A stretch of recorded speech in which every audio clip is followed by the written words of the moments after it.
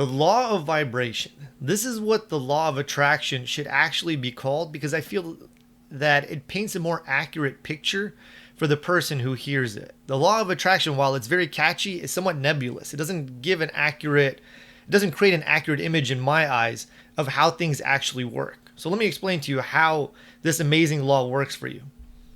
So first, to set a nice foundation, I want you to realize right now that there's radio waves flowing through the room you're in. You can't see them, you can't feel them, but they're taking place. You're being constantly bombarded with radio waves, all types of waves and frequencies that aren't perceptible to the human eye, but they exist. And if you were to set up the right receiving station, a radio, you would be able to pick up those waves. And like fashion, you're both a broadcasting station and a receiver for electromagnetic frequencies. You are. They have an effect on you. There's all kinds of studies showing that electromagnetic frequencies have effects on people. And so you're having an effect on the people and things around you, and they're having an effect on you. So it's important to control your frequency, your vibration, so to speak, so that you attract what it is you want and you put out into life what you want to get back. When you study material such as this and uplifting material, it creates new brain cells, and those are of the positive type. And those brain cells vibrate and land on people who are in resonance with them, and they will bring to you what it is you want. So it's important to read inspirational material, uplifting material, things that put you in a positive nature that have an uplifting impact on you, because you're literally changing yourself on a physical level, on an emotional level, on an energetic level, on all levels.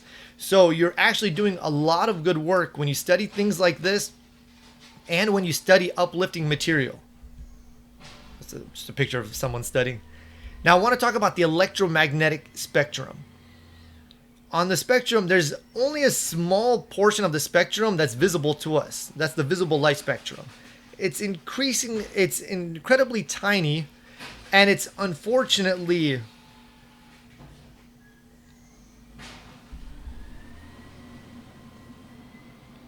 these fucking assholes don't stop.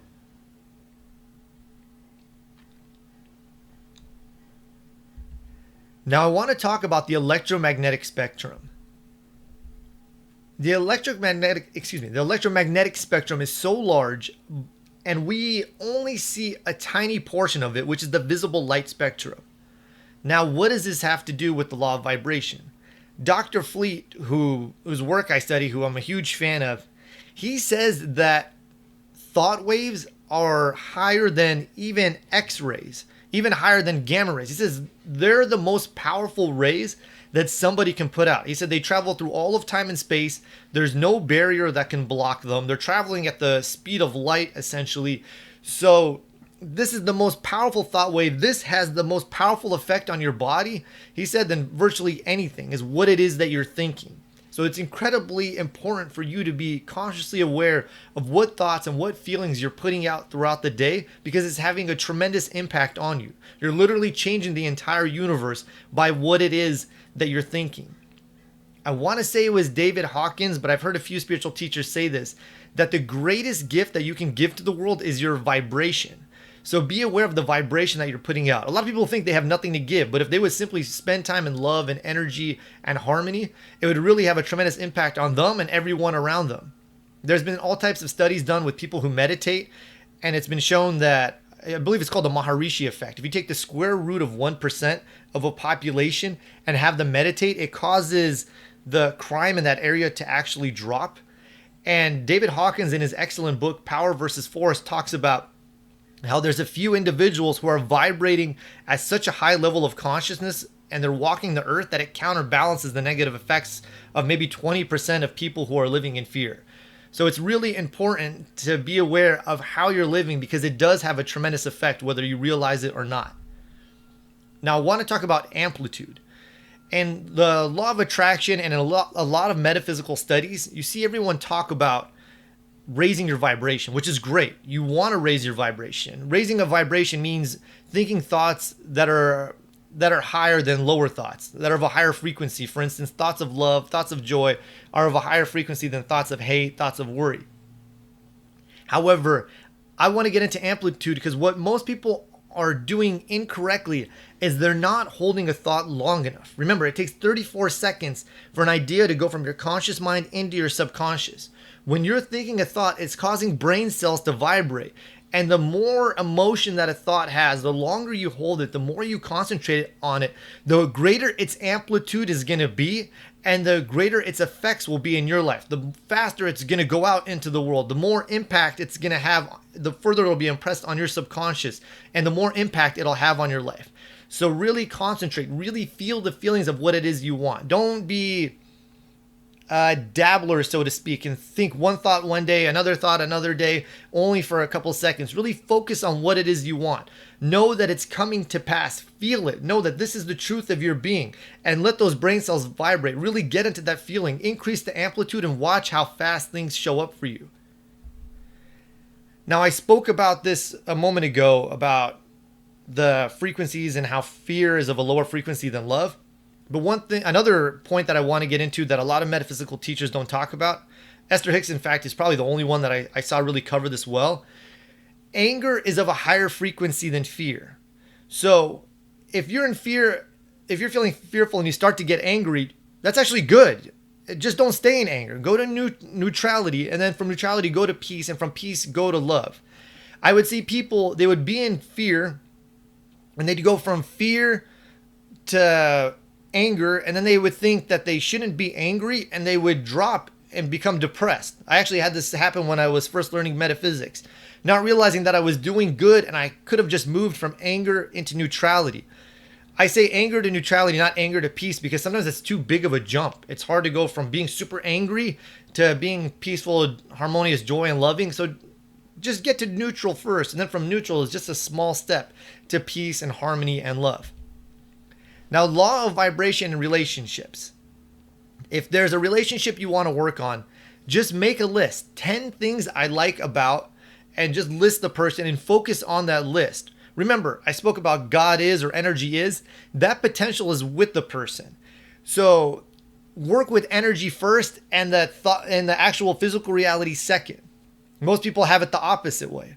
And I'm going to tell a story that Neville Goddard told where this woman told him that she hates her boss, that he constantly criticizes her, that he's horrible to her. She was thinking about leaving her job. And Neville said, I don't think it's the boss, it's you. I think every time you drive to work every day, you're in your head thinking about how horrible he is. And she said, yeah, actually, I do that every day when I go to work. So he said, start thanking your boss for your job. Start talking to him in your mind before you get to work.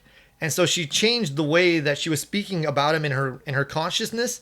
And she said she went to work that day and he actually brought her up in front of all the employees and commended her for how good of a job she's doing. So remember, life is worked inside out, not outside in. I told that story about my father before, how we weren't getting along. And then I made my list about him and then things immediately changed with him. People think they're thinking thoughts, but you can cause them to think thoughts by vibrating a certain way, certain thoughts to them, and they'll behave in a certain pattern, and they'll think it's their original thought, but it was actually you having an effect on them. So be aware of what you're thinking towards people. Now, if you're in a relationship, be aware of what energy you're bringing home every day. If you hate your job or you get stressed out, don't bring that home to your spouse every day if you can avoid it. Do something to decompress before coming home. Stop at the park by your house. I believe it was Brian Tracy who said that he used to, before he would arrive home, he would stop at a park by his house for 30 minutes every day and meditate. That way he steps into his household in a peaceful, harmonious, loving, joyful vibration. And don't reactivate that vibration that took place at work. Leave work at work if you don't enjoy talking about it. Tell your spouse, work is work, and let's talk about something enjoyable, unless you're looking for a constructive solution to some problem you had at work. But if you're just talking about it to complain or to gossip, you're going to reactivate those negative vibrations that were taking place at work. So leave that there. Let your home be your spiritual sanctuary, so to speak, and fill it with healthy, uplifting, positive vibrations.